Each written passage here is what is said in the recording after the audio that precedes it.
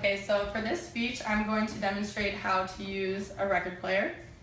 And this idea came to me when I was hanging out with a group of my friends, and one of my friends asked me if we could listen to my record player, but I told her she could go ahead and put one on, but she actually didn't know how to use it, so I thought this would be kind of cool to demonstrate how to do.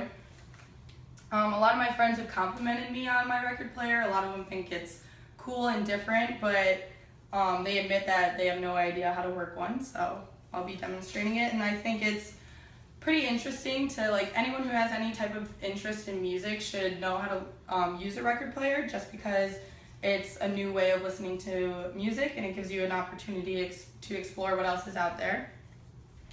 So the first step would be to plug it in because it is portable. So if you just turn it around, there's a plug right here. You can find it. And you plug it into an outlet. And then the next step is to open it. And the power button also is the volume. So to go loud, you turn it all the way to the right. Softer is all the way to the left.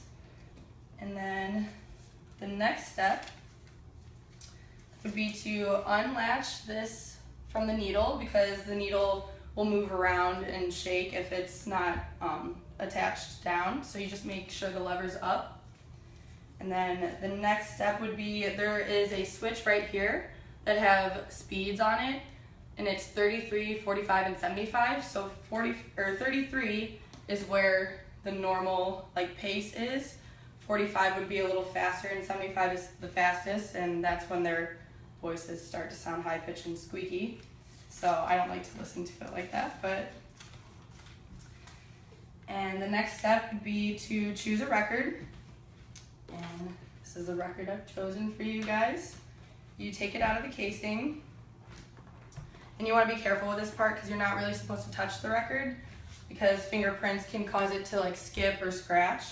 And most record players come with cleaners. This one did not, so I use sunglasses cleaners, like the little cloth. But you can buy a real cleaner for like $45. And then just make sure there's no dust on it because it'll cause the record to skip. And then the next step would be to lift this lever, which lifts the needle up, and the record starts going. Push it over and make sure it starts at the beginning of the record. Then you push the lever down. If you can hear it, that's the record playing. So I'll turn it down. And once you're done listening to the record, once the needle gets all the way to the end, there is this switch that is an auto stop. So if you want the record to stop by itself, like if you leave the room to go do something, it'll stop once the record is done, but if you leave it on, the record just keeps spinning, which I don't recommend. It could scratch your record. So once you're done, you just lift the needle up, which is important. You don't want to just move the needle because it'll scratch your record. And then you put it back in its holder, and then turn it off, make sure it's latched, and that is how you play a record on a portable record player.